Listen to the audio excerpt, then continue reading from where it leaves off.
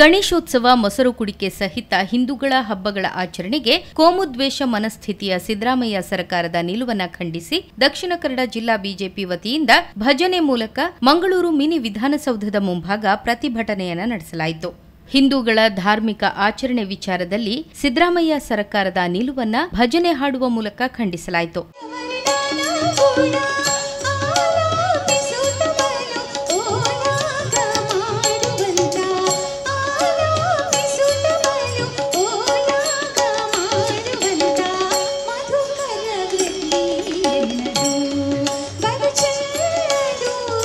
ಈ ವೇಳೆ ಮಾತನಾಡಿದ ಜಿಲ್ಲಾಧ್ಯಕ್ಷ ಸತೀಶ್ ಕುಂಪಲ, ಹಿಂದೂಗಳ ಧಾರ್ಮಿಕ ಭಾವನೆಗೆ ಧಕ್ಕೆ ತಂದರೆ ಸಿದ್ದರಾಮಯ್ಯ ಸರ್ಕಾರ ಉಳಿಯೋದಿಲ್ಲ. ದೇವರು ನಿಮ್ಮನ್ನು ಸಹಿಸುವುದಿಲ್ಲ. ದೇವರ ಕೆಲಸಕ್ಕೆ ಅಡ್ಡಿ ತರುವ ಕೆಲಸ ಮಾಡಬೇಡಿ. ನಮ್ಮ ಹಿರಿಯರಿಗೆ ನೋವು ಕೊಟ್ಟಿದ್ದೀರಿ. ಹಿಂದೂ ಸಮಾಜ ಒಟ್ಟಾಗಲು, ದೇಶ ಒಗ್ಗಟ್ಟಿನಲ್ಲಿ ಬರಲು ಸಾರ್ವಜನಿಕ ಗಣೇಶೋತ್ಸವಗಳು ಆರಂಭಗೊಂಡಿದ್ದವು. ಆದರೆ ಸಿದ್ದರಾಮಯ್ಯ ಸರ್ಕಾರ ಸುತ್ತೋಲೆ ಕಳುಹಿಸುವ ಮೂಲಕ ಸಾರ್ವಜನಿಕ ಕಾರ್ಯಕ್ರಮಗಳನ್ನು ಶಾಲಾ ಮೈದಾನದಲ್ಲಿ ಮಾಡದಂತೆ ನಿರ್ಬಂಧ ವಿಧಿಸಿದೆ. ಸಾರ್ವಜನಿಕ ಗಣೇಶೋತ್ಸವಗಳನ್ನು ಸ್ವತಃ ಕಾಂಗ್ರೆಸ್ನವರು ಕೂಡ ಮಾಡುತ್ತಿದ್ದಾರೆ.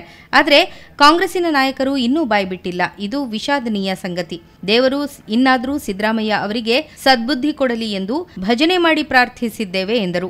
ಇದನ್ನೇ ಮುಂದುವರಿಸಿಕೊಂಡು ಹೋದ್ರೆ ನಾವೇನು ಸುಮ್ಮನೆ ಕೂತ್ಕೊಳ್ಳೋದಿಲ್ಲ. ನಮ್ಮ ಬೇಕಾದಷ್ಟು ಸಂಘ ಸಂಸ್ಥೆ ಇದೆ, ನಮ್ಮ ಸಾರ್ವಜನಿಕ ಸಂಸ್ಥೆ ಇದೆ. ಕಾಂಗ್ರೆಸ್ನವರು ನೀವು ಏನ್ ಮಾಡ್ತೀರಿ ಅಂತ ನಮ್ಗೆ ಗೊತ್ತಿಲ್ಲ. ಆದ್ರೆ ನಮ್ಮ ಆಚರಣೆ ಯಾವುದೇ ಕಾರಣಕ್ಕೆ ಕಳೆದ 100 ವರ್ಷಗಳಿಂದ ಎಲ್ಲಿ ನಡೆಯುತ್ತದೆ ಅಲ್ಲೇ ನಡೆಯುತ್ತದೆ. ಯಾವುದೇ ಕಾರಣಕ್ಕೆ ಆ ಜಾಗವನ್ನ ಬಿಟ್ಟು ಬೇರೆ ಜಾಗವನ್ನು ಮಾಡುವಂತ ಪ್ರಶ್ನೆನೇ ಇಲ್ಲ. ಎಲ್ಲೆಲ್ಲಿ ಆಚರಣೆಗಳು ಯಾವ ಸಂದರ್ಭದಲ್ಲಿ ಎಲ್ಲೆಲ್ಲಿ ಆಗ್ತದೆ ಆ ಮೈದಾನದಲ್ಲೇ ಮುಂದಿನ ದಿನಗಳಲ್ಲಿ ಕೂಡ ಆಚರಣೆ ಆಗ್ತದೆ ಅನ್ನೋದನ್ನ ಈ ಸಂದರ್ಭದಲ್ಲಿ ಹೇಳಲಿಕ್ಕೆ ಇಚ್ಛೆ ಪಡ್ತೇನೆ. ಗೌರವದಿಂದ ಮುಜುಗರ ಒಳಗಾಗುವುದರ ಮುಂಚೆ ನೀವು ಎಚ್ಚೆತ್ತುಕೊಂಡು ಈ ಸುತ್ತೋಲೆಯನ್ನು ವಾಪಸ್ ತಗೊಳ್ಬೇಕು, ರದ್ದು ಮಾಡಬೇಕು. ಮೇಯರ್ ಸುಧೀರ್ ಶೆಟ್ಟಿ ಕಣ್ಣೂರು ಮಾತನಾಡಿ, ಹಿಂದೂ ಹಬ್ಬಗಳ ಆಚರಣೆಯಲ್ಲಿ ಕಾಂಗ್ರೆಸ್ ಸರ್ಕಾರದ ನಿಲುವನ್ನು ಖಂಡಿಸಿದರು. ಆಚರಣೆಯನ್ನು ಮಾಡಬಾರದೆಂಬಂತಹ ಒಂದು ಸುತ್ತೋಲೆಯನ್ನು ಹೊರಡಿಸುವುದರ ವಿರುದ್ಧ ಭಾರತೀಯ ಜನತಾ ಪಾರ್ಟಿ ಇವತ್ತು ಈ ಒಂದು ಹೋರಾಟವನ್ನು ಹಮ್ಮಿಕೊಂಡಿದೆ.